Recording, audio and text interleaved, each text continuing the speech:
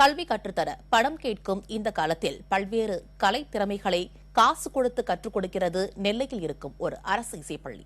அது குறித்த ஒரு செய்தி தொகுப்பை இப்போது பார்க்கலாம். 1997 முதல் நெல்லையில் இந்த அரசு இசைப்பள்ளி இயங்கி வருகிறது. இங்கு நாதஸ்வரம், தவில், தேவாரம், பரதநாட்டியம், வயலின், மிருதங்கம், குரலிசை என 7 துறை சார்ந்த கலைகள் பயிற்றுவிக்கப்படுகின்றன.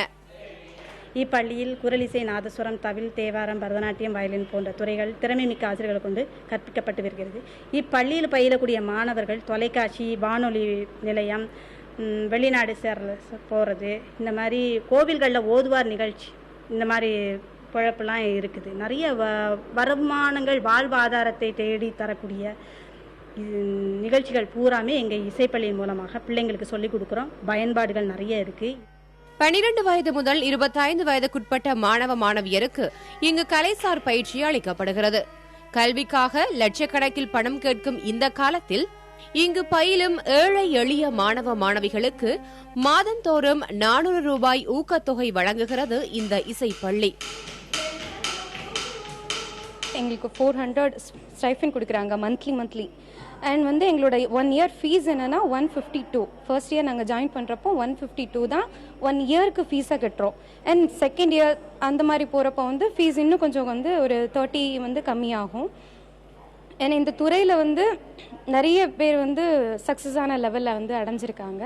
அது மாதிரி நானும் ஒரு நல்ல லெவலில் இந்த பரதம் துறையில் வரணும் அப்படின்றது என்னுடைய ஆசை. 1 2 3 4 தமிழகத்தில் உள்ள 17 அரசு பள்ளிகளில் முதன்மையானது இந்த இசைப்பள்ளி. இங்கு கலைத்துறையில் பயிலும் மாணவர்களுக்கு 3 ஆண்டு முடிவில் சான்றிதழ்கள் வழங்கப்படுகின்றன. அவற்றின் மூலம் அரசு துறையில் பலரும் வேலைவாய்ப்புகளை பெற்றிருப்பதாக இசைப்பள்ளி மாணவிகள் கூறுகின்றனர்.